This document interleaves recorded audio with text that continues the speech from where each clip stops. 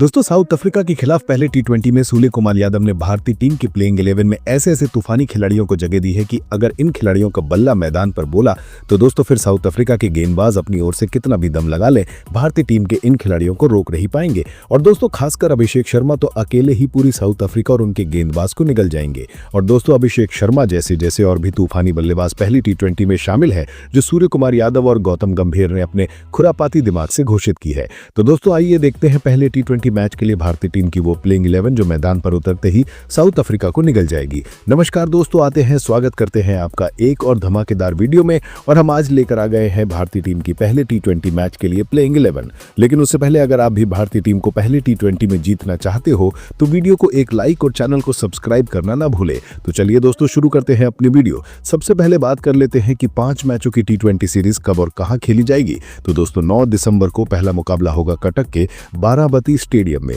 दूसरा मैच 11 दिसंबर को चंडीगढ़ के महाराजा देवेंद्र सिंह स्टेडियम में होगा। तीसरा मुकाबला 14 दिसंबर को धर्मशाला की खूबसूरत पहाड़ियों में खेला जाएगा। फिर 17 दिसंबर को लखनऊ के एकाना स्टेडियम में चौथा मैच और 19 दिसंबर को अहमदाबाद के नरेंद्र मोदी स्टेडियम में इस सीरीज का ग्रैंड फिनाले होगा। सभी मुकाबले भारतीय समयानुसार शाम 7:30 बजे से शुरू होंगे। लाइव प्रसारण स्टार स्पोर्ट्स नेटवर्क और डीडी स्पोर्ट्स पर होगा, जबकि ऑनलाइन दर्शक जियो सिनेमा हॉटस्टार पर लाइव स्ट्रीमिंग का लुत्फ उठा सकते हैं। अब बात आंकड़ों की, भारत और दक्षिण अफ्रीका अब तक कुल 31 टी20 मुकाबले खेल चुके हैं, जिनमें भारत ने 18 जीते हैं, जबकि अफ्रीका के नाम 12 जीत दर्ज है और एक मैच बिना परिणाम के खत्म हुआ। यानी इतिहास में भारत का पलड़ा थोड़ा भारी रहा है, लेकिन टी20 क्रिकेट में हर मैच नई कहानी लेकर आता है। चलिए दोस्तों अब देखते हैं भारतीय टीम की वो खतरनाक प्लेइंग 11 जो साउथ अफ्रीका को पहले टी20 मैच में धूल चटका रख देगी। सबसे पहले आते हैं शुभमन गिल और उनके साथ तूफानी बल्लेबाज अभिषेक शर्मा। शुभमन गिल दिमाग वाला धाकड़ ओपनर।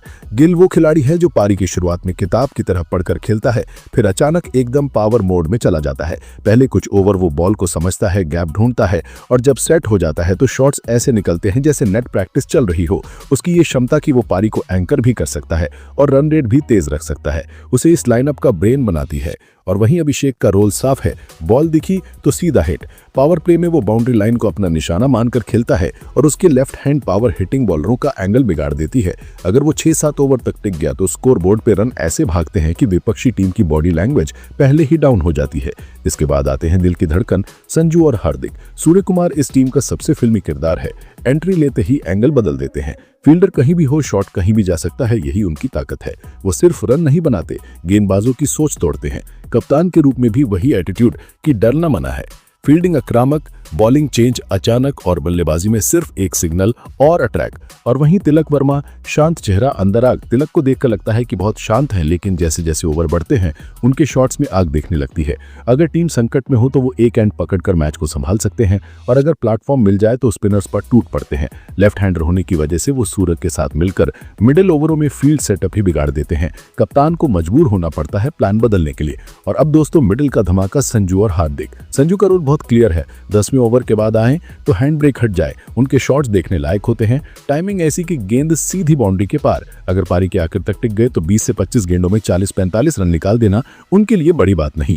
ऊपर से विकेट कीपिंग में उनकी फुर्ती, तेज स्टंपिंग और कैच टीम को फैसले की घड़ी में एडवांटेज देती है। और वहीं हार्दिक इस टीम का इमोशनल पल्स है। जब भी वो क्रीज पर आते हैं ड्रेसिंग रूम से लेकर स्टेडियम तक एक ही इमोशन होता है कि अब कुछ होगा। बल्ले से वो 16वें ओवर से मैच को रॉकेट मोड में डाल देते हैं और गेंद से वो मुश्किल ओवर डालते हैं जहां एक विकेट पूरा मैच घुमा सकता है।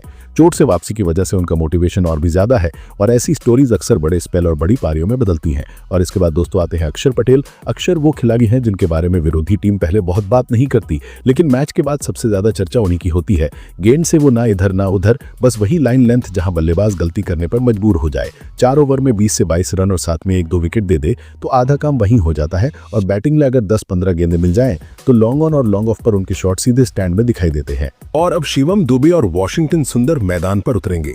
पिच कंडीशन के अकॉर्डिंग अगर पिच बैटिंग फ्रेंडली हो और स्पिनरों को हिट करना आसान लगे तो शिवम दुबे सबसे बड़ा हथियार है। उनका लंबा कद और हाई बैक लिफ्ट स्पिनरों के खिलाफ खतरनाक बन जाता है। 2 ओवर में 3 छक्के मारना उनके लिए नॉर्मल बात लगती है।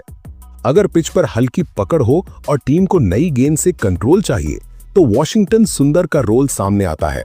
वो पावर प्ले में स्पिन से प्रेशर बनाते हैं और बैट से भी समझदारी के साथ 20-25 रन जोड़ सकते हैं जब बाकी टीम हड़बड़ाई हो।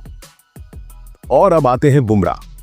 जब मैच आखिरी ओवरों में फंस जाता है और स्कोरबोर्ड पर समीकरण तंग दिखता है, तब सारी निगाहें एक ही चेहरे पर टिक जाती हैं, बुमराह। उनकी यॉर्कर सिर्फ डिलीवरी नहीं, सिग्नेचर है। बल्लेबाज चाहे जितना सेट हो, बुमराह के एक ओवर से पूरा मोमेंटम छीन लिया जा सकता है।